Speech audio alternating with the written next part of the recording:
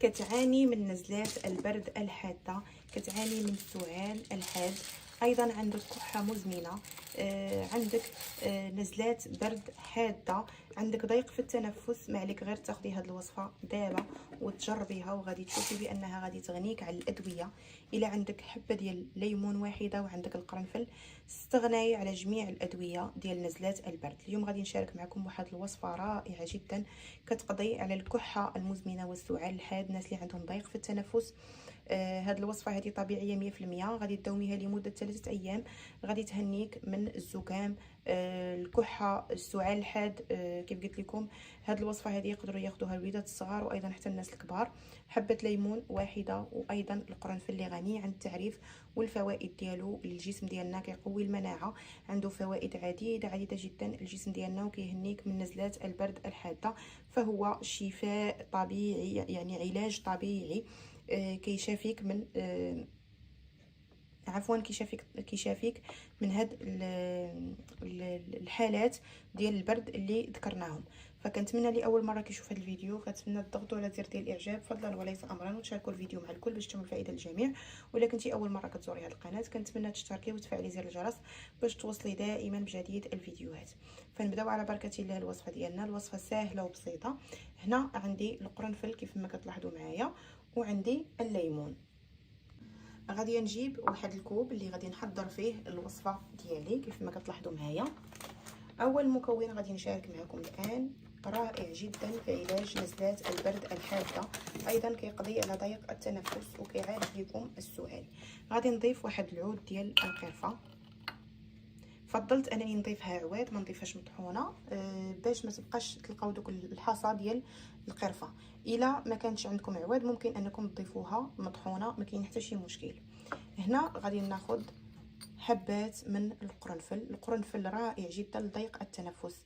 هذا المكون هذا دقه بطله للكحه ونزلات البرد الحاده، ديك الكحه اللي كتكون مصحوبه بالبلغم. فهذا المكون هذا هو اللي كيهنيكم من ديك الكحه اللي مصحوبه بالبلغم، وايضا كيف قلت لكم كيهنيكم من الزكام وكيقوي لكم المناعه ديالكم. كتضيفي فقط حبات كيف ما كتلاحظوا معايا بهذا الشكل هذا. وبالنسبه لهاد الحبه ديال الليمون ما غاديش نستعملها كامله، غادي ناخذ فقط قطعه منها من بعد ما تغسلوها اكيد جيدا. وغادي نعصر فقط النصف ديالها في هذا الكوب هذا اللي عندي. كيف ما كتلاحظوا معايا الليمون غني بالفيتامين سي وكيقوي لكم المناعه ديالكم وكيعالج نزلات البرد الحاد. كنعصر تقريبا نصف صغير ديال حبه ديال الليمون، تقريبا واحد 2 معالق كبارين ديال العصير ديال الليمون الحامض. الان غادي نضيف ليهم تقريبا كنوضع الماء يتغلى مزيان، يطيب لكم الماء مزيان ومن بعد غادي نملؤوا هذا الكوب هذا اللي عندنا. من بعد ما كيغلى لينا الماء كنملؤوا هذا الكوب هذا اللي عندنا كيف ما كتلاحظوا معايا. فبالنسبه اخواتي لهذا الكوب هذا كتاخدي واحد فص من الثوم. الثوم فهو مضاد حيوي وكيعالج اخواتي، صدقوني ان هذا الثوم هذا راه كنز كيعالج لكم الكحه المزمنه ايضا. فاما كتاخدي هاد الفص اما يكون صغير ولا اذا كان فص كبير كتحاولي تقطعيه هكذا على 3 وكتاخدي حبه كتناوليهم بهذا الشكل هذا، غير كتشدي وكتبلعيهم مع هذا الكوب هذا. اكيد من بعد ما كيطلق كتغطيوه بواحد الطبيصيل حتى كيطلق معاكم وكتطلق لكم داك القرنفل الفوائد ديالو. ومن بعد كتشربي هذا الكوب هذا قبل ما تنعسي وكتاخدي معاه هذا الفص ديال الثوم. الفص ديال الثوم اما كتبلعيه بهذا الشكل هذا، ولا قدرتي انك تبشريها في مبشره اللي تكون رقيقه وتضيفي لها واحد المعلقه ديال العسل وتاخديها. كوني على يقين 3 ايام مع هذا المشروب هذا غادي تهني من الكحه، الزكام، ديك المرض اللي فيك كامل غادي يزول.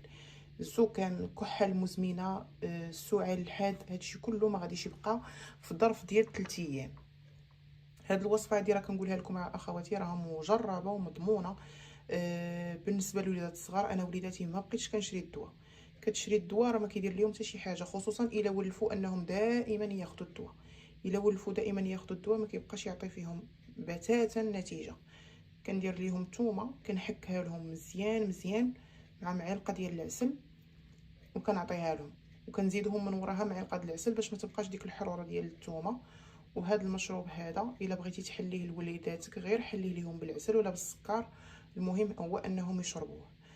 هادو البنات 3 ايام، 3 ايام الا كان ولدك ما كينعش بالليل غادي يشرب هذا الشيء غادي ينعس ويخليك حتى انت تنعسي.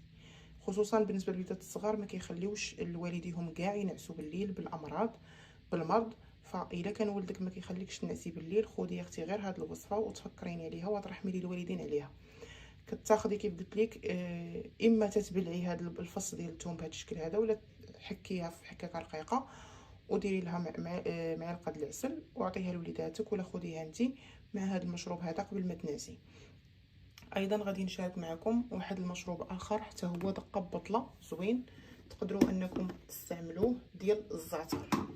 الزعتر حتى هو كتاخدي واحد الكوب، كديري واحد المعلقه صغيره ديال الزعتر بهذا الشكل هذا، وكتضيفي لها ماء اللي يكون مغلى، وكتخليها حتى كتطلق حتى هي كتغليها مزيان. اما كتستعملي هذا القرنفل ولا كتستعملي الزعتر، تقدري تستعمليهم بزوج الا بغيتي، ما كاين حتى شي مشكل بنفس الطريقه حتى كيطلقوا معكم مزيان. الزعتر الا بغيتي تطبخيه ماشي مشكل، كتخليه يغلي واحد شويه في الماء وصفيه، ما بغيتيش كتخليه كيطلق هنا على خاطر، ومع فص واحد من الثوم. 3 ايام اختي تتبعي هذه الوصفه وغادي ترحمي لي الوالدين عليها. هذه الوصفه هذه راها مجربه وكنتمنى انكم تجربوها، وكنتمنى من انكم تبعدوا من دوك الادويه راه ما عندهم حتى شي فائده للصحه ديالكم. اصلا مع المداومه دائما كتستعملوهم ما كيبقاوش يكروا فيكم بتاتا، ما كيبقاوش يعطيو مفعول. فما كاينش محسن من الدواء الطبيعي، المكونات طبيعيه ما عندهم حتى شي ضرر، كيقويو لكم المناعه وكيعالجوكم في ظرف 3 ايام. كيف قلت لك الا كان ولدك ما كيخليكش تنعسي راه كتعطيه هذه في البلاصه ما كيبقاش يكحب وكينعس ديك الليله. فكنتمنى تجربوا الوصفه اليوم. كيف قلت لكم مده 3 ايام فقط. هذا المشروب كل ليله قبل ما ينعسوا غير مره واحده في النهار مع فص ديال الثوم محكوك، مره واحده في النهار، ما غاديش تستعمليها 3 المرات. 3 ايام مره واحده في النهار. وليدات الصغار ديروا لهم الثومه مع العسل، وهاد المشروبات هادو حليوهم ليهم بالعسل ولا بالسكر ماشي مشكل. إيه كنتمنى ليهم الشفاء كاملين لكم ان شاء الله. الا عجبكم الفيديو ما تنساوش ديروا لايك وتشتركوا. مرحبا بكم في القناه، والسلام عليكم حتى الفيديو المقبل ان شاء الله مع وصفه جديده.